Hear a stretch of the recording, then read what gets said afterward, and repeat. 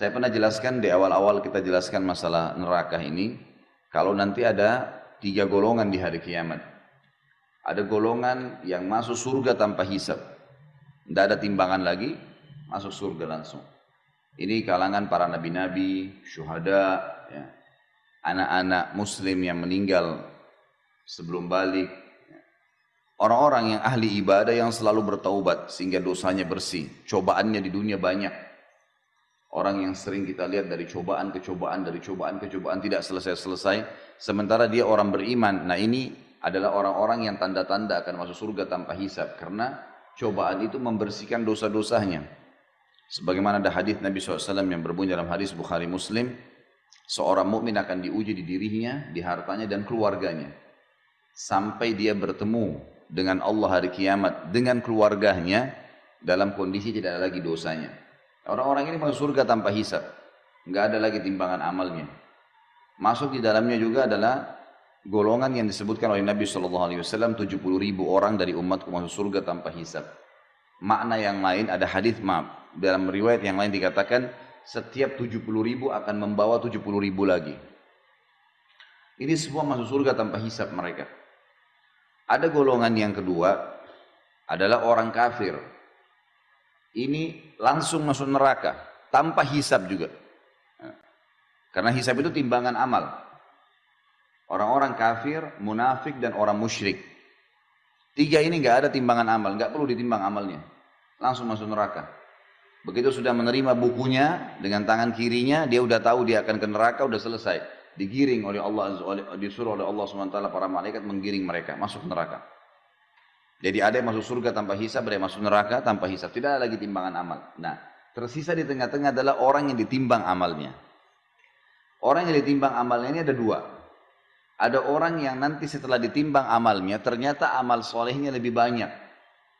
Ini disebabkan karena dia masih banyak dosanya juga. Ada dosa yang dia lakukan, malas bertobat, nggak mau bertobat kepada Allah Azza wa Jalla. Nah ini, orang seperti ini bisa lolos. Misal, amal solehnya 100.000, dosanya misal 90.000. Ada 10.000 selisihnya, nah dia lolos nih. Tapi ditimbang dulu, dihisap dulu. Nah orang-orang yang dihisap tadi ini lolos karena amal solehnya lebih banyak, sama orang-orang yang masuk surga tanpa hisab, itu bisa memberikan syafaat. Mereka lah yang bisa memberikan syafaat. Golongan yang lain di dalam orang yang ditimbang amalnya, sekali lagi tadi ada orang tidak tanpa ditimbang masuk surga tanpa hisab, ada orang yang masuk neraka tanpa hisab. Di tengah-tengah adalah orang yang ditimbang amal. Orang yang ditimbang amal ini ada 2 golongan lagi. Golongan yang ditimbang amalnya dan memang secara murni tanpa ada bantuan dari manapun, tanpa ada syafaat, memang amal solehnya lebih berat daripada dosanya. Cuma dia ditimbang karena dosanya masih banyak. Tadi saya kasih contoh, misal amal solehnya 100.000, dosanya 90.000. Nah ini berarti dia selamat masuk surga, tapi dihisap dulu, gitu kan? Nah orang seperti ini dengan orang-orang yang masuk surga dari awal tanpa hisap bisa memberikan syafaat, dia bisa memberikan pertolongan. Golongan kedua dari orang yang ditimbang amalnya adalah orang yang ditimbang amalnya, tetapi amal buruknya lebih berat. Amal buruknya lebih berat. Misal kita balik tadi, ada orang yang lolos 100.000 pahala, 90.000 dosa. Kita balik, orang yang ditimbang kedua ini adalah dosanya yang 100.000, pahalanya yang 90.000. Ini orang masuk neraka. Secara hitung-hitungan, dia harus masuk neraka dulu. Bersihin yang 90.000 itu.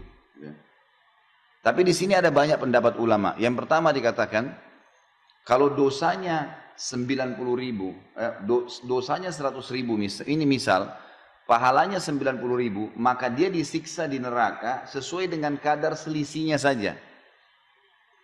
Bukan semua dosanya. Karena dia punya amal saleh. Dia punya amal saleh.